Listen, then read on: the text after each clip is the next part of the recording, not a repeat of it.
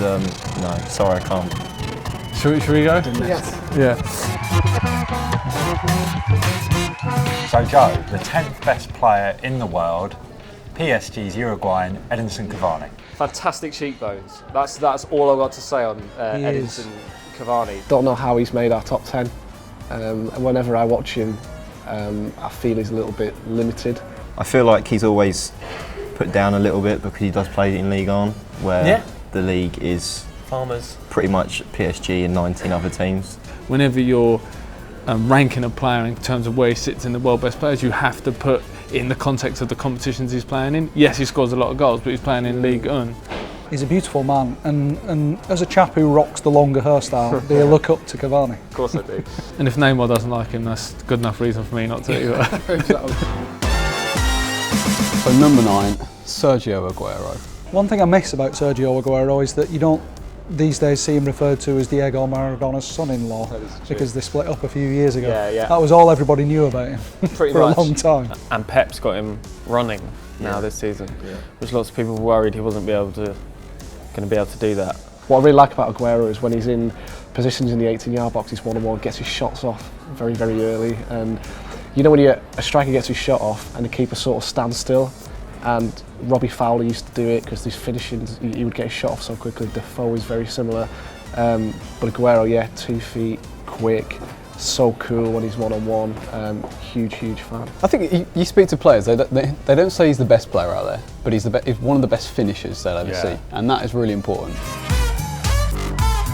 So number 8, Pierre-Emerick Aubameyang's first 4 points for me for getting his name correct.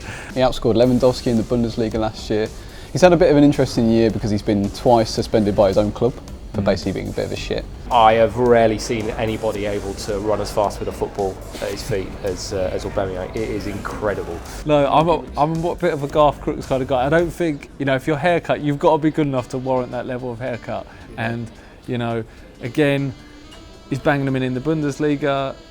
I mean, I like that he parties. That's quite, an endearing quality to have. But I don't know if I rate him in the top sort of echelon of player in the world. But I'm really surprised that a club in England hasn't come in for him, because clearly Dortmund have been ready to listen to offers, and it's just a case of matching a bid, really. Just got to say, the fact that Eden Hazard for me isn't in the top 10 is weird. Yeah, Joe Brewin, what is going on there?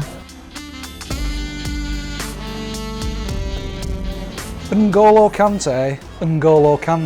I shall say it twice. Why will you say this twice?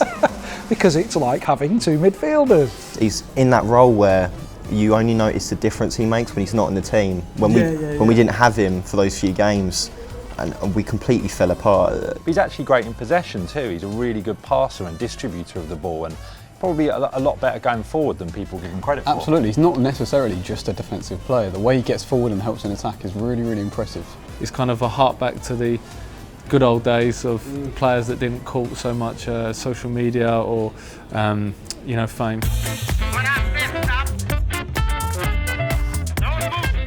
So number 6, Luka Modric, a pillar of consistency. What I'd like to say about Luka Modric is he's proof that you can be a brilliant player and a successful player and a brilliant, successful Real Madrid player without having an ego the size of a family car. His distribution is maybe second to none. Yeah, second to none. His picking the pass, timing the pass, weight of pass. Oh, just perfect. It's cheeky. Just it's lovely. cheeky like a Nando's. I won't endorse Nando's on camera. And he's got a brilliant temperament as well. In big games, he will get his foot on the ball, and he's very, very few players like him. But Real Madrid have 2 of them, obviously him and Toni Kroos. Just a wonderful, wonderful player. Kevin De Bruyne, or to use Jonathan Pierce's pronunciation, Kevin De Bruyne.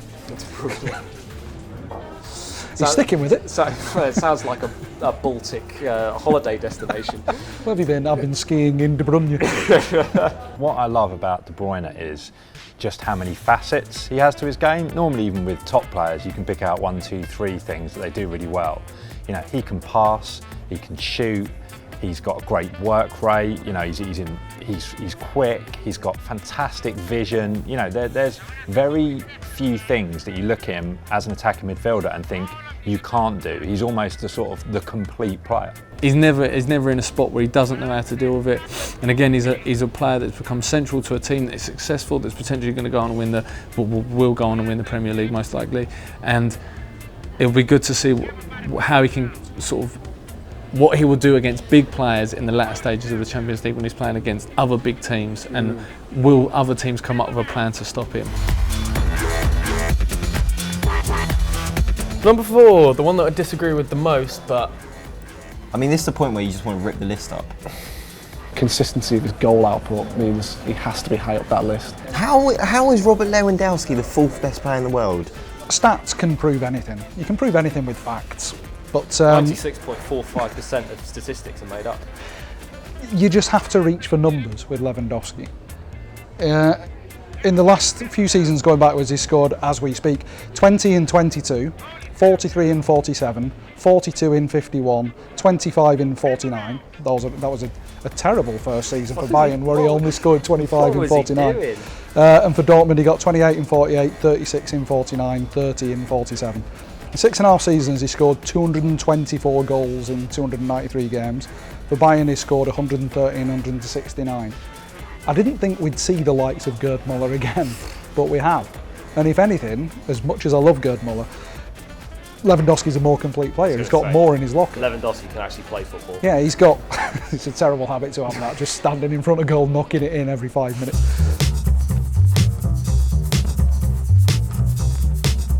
Number 3, he was always going to be number 3, and I don't think anyone could argue that he could be higher or lower. Neymar. First of all, he's Brazilian, loves to party, so. You know, this guy's 25, he's already one of the best players in the world, and he's coming into his peak years. In terms of value, he is the most valuable player in the world. Yeah, he does stuff in positions of the pitch that an English manager would be like, "What are you doing? Get rid of it." Exactly, and he's the sort of player I like when he's completely humiliated someone, almost looks over his shoulder, sees that the guy's coming for him again because he's totally mugged him off, and he's like, "I'll just put it through your legs and humiliate you again." And then that player's completely dejected. He kind of jogs off, sheepish, doesn't want to go near Neymar again. Well, in one-on-one situations, even including Messi and Ronaldo, I think, in one-on-one situations, I don't think there's anyone better. Like it just drifts past people like they're not there. Second best player in the world. Drum roll, please. And the point where every single Real Madrid fan stops this video and walks away. Interesting to wonder how much of a blow it would be for him to find out he's only number 2 in this list. I'd be distraught. If only you knew 4-4-2 were. Because what has Messi done this year? Oh, Ben. Messi's played so good this year that he's managed to win a Spanish Cup. Had he not endured such a terrible start to this season, terrible by his standards anyway, in the Champions League he's been monstrous, and it's more to do with Lionel Messi being so good. But just focusing on Ronaldo a second, he's still a freakish player. Yeah. 32 years old, has adapted his game so well over the years, and he is the proof that hard work gets you places. It'll be interesting to see what happens post Christmas, whether he can have that, that Ronaldo surge that he almost seems to have taken with him from Fergie's days at United. That kind of late season surge. That's when his best form. I like him because he's a character. He says things, he's completely arrogant, a complete narcissist, but I kind of find that endearing because in a game where you don't have any characters and they don't say anything, at least he sparks a conversation.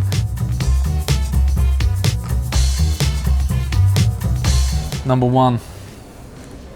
Messi. Lionel Messi. This year he wins the Liga and the Champions League. Messi doesn't win anything apart from a Spanish Cup, and he still comes first. It's not. So in 2017, Lionel Messi in European football, most goals, most assists, most chances created, most dribbles, most through balls, most key passes, most man of the matches. What about tackles and blocks and interceptions? No? You're a big fan of those. I think we're seeing, as great as MSN was, as unbelievable as watching those 3 players play together, it was very much capital MSN, wasn't it? You can put Messi with any 2 players in the world. But I guess the one sort of cross against his name, you'd say maybe international level with Argentina. Probably hasn't had the same success and probably isn't as adored in his homeland as a lot of other players in this top 10 list, but he has an opportunity to change that at this World Cup. And do you know what, actually? Can you zoom in on that, right? Messi's not actually first. There's not a number next to Messi, it's just got 2. You can't put a number next to greatness.